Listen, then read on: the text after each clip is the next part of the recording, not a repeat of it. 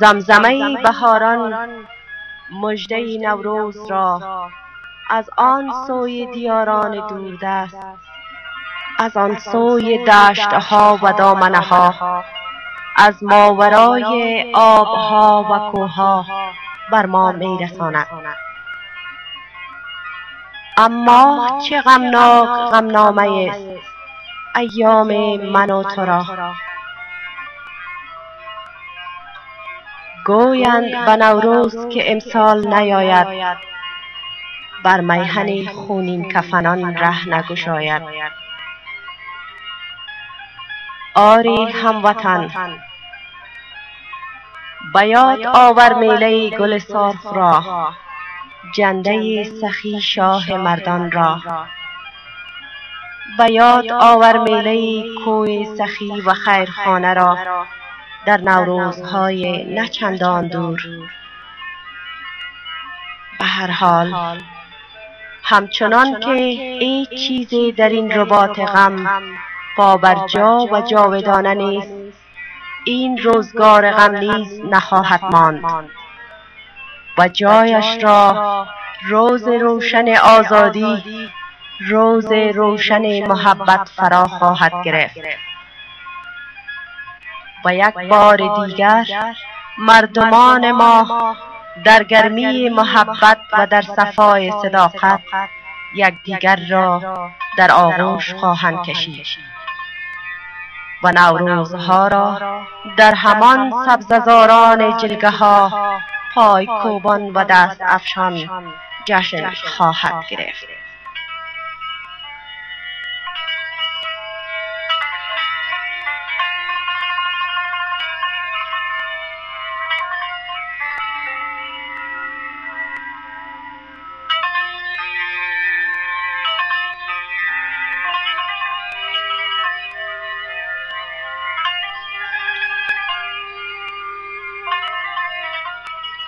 نفس باد صبا مشک فشان خواهد شد.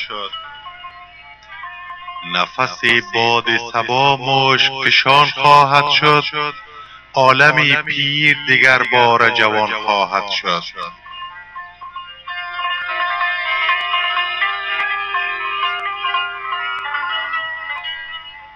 نفس باد صبا مشک فشان خواهد شد.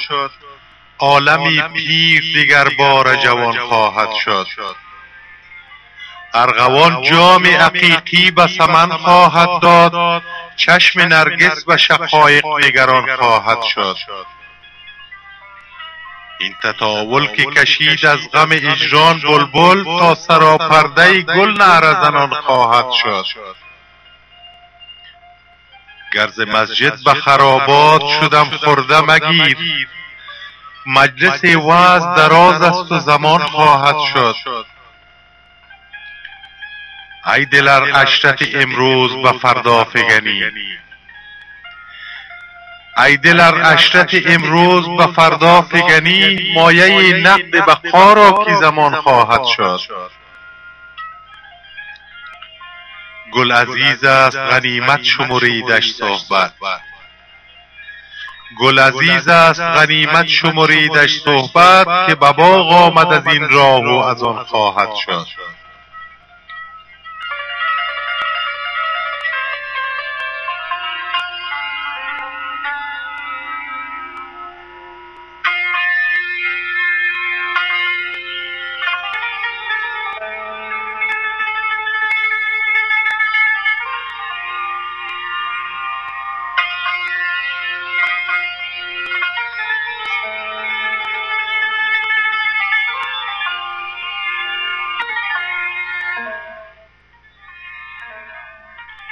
آمدن نوروز را خیر مقدم باید گفت.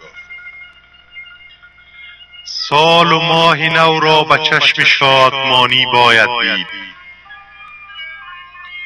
چه همین طی شدن سال و ماه، طی شدن اوراق عمر ماست، که یکی پشت سر هم بسته می گردد و دیگر هیچ گشودن نمی گردد. آری چون ابر به نوروز رخ لاله بشست، برخیز و بجام باده کن عزم درست، کی سبزه که امروز تماشاگه توست، فردا همه از خاک تو برخواهد رست.